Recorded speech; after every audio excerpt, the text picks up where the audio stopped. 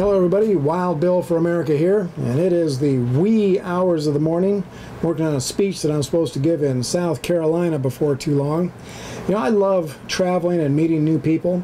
I love giving people inspiration and encouragement to stand firm for American freedom and for the biblical principles that made this nation what it is. Now, if you'd like me to speak to your group, please send me a note at bill@wildbillforamerica.com. Now, anyway, as I work, I browse the net, and this November 4th thing keeps popping up. The Antifa thugs are rallying their minions to, quote, start a civil war in the USA on that date. Now, normally I just blow past things that look like an Alex Jones panic attack, but this one might be worth taking seriously for several reasons.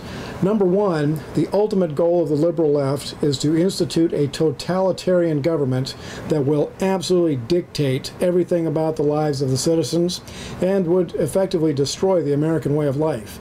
Number two, totalitarian regimes have historically used chaos in the streets as a way of getting their government set up. They create fear in their target nation to the point where the citizens cry out for the government to crack down on the unruly.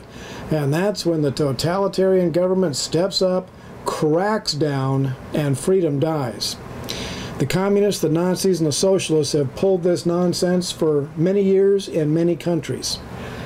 Now, the anti-Trump hysteria, this is number three, the anti-Trump hysteria has risen to such insane levels that the left just might be desperate enough to finally make their big move. Now, I've seen the Facebook memes with the lipstick-wearing twinks struggling to hold up an AK-47, and I've made fun of them right along with my patriotic friends. But never forget that some of those twinks can fire a gun without wetting their pants. Let's take a look at the bad guys lineup if this civil war gets started. They will not all be testosterone-deficient Bruce Jenners. Many of them will be violent, hardcore ex-cons from the ghettos. Some of those guys have been brutalizing people all their lives. Others on the bad guys team will be the Bo Bergdahls, men who have successfully completed military training and then turned on their nation. The Antifa thugs will be enthusiastically joined by the Black Lives Matters guys, who will enjoy assassinating patriotic Americans just as much as they enjoy killing our police officers. I see here Colin Kaepernick is being touted as the new leader of the Black Lives Thugs. How many football and basketball players are hardcore anti-white racists?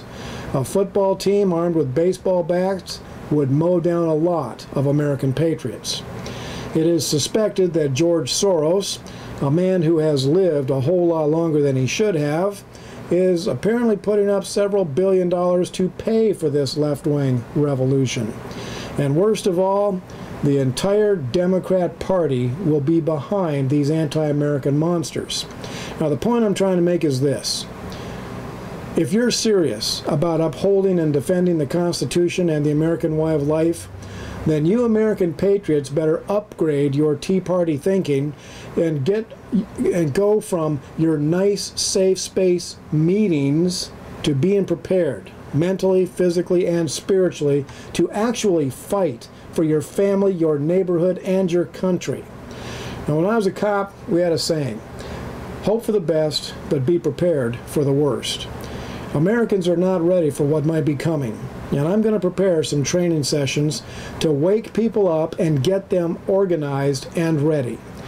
If you're interested in having me come to your town to rally the troops, then please send me a note, bill@wildbillforamerica.com, and let's make some plans.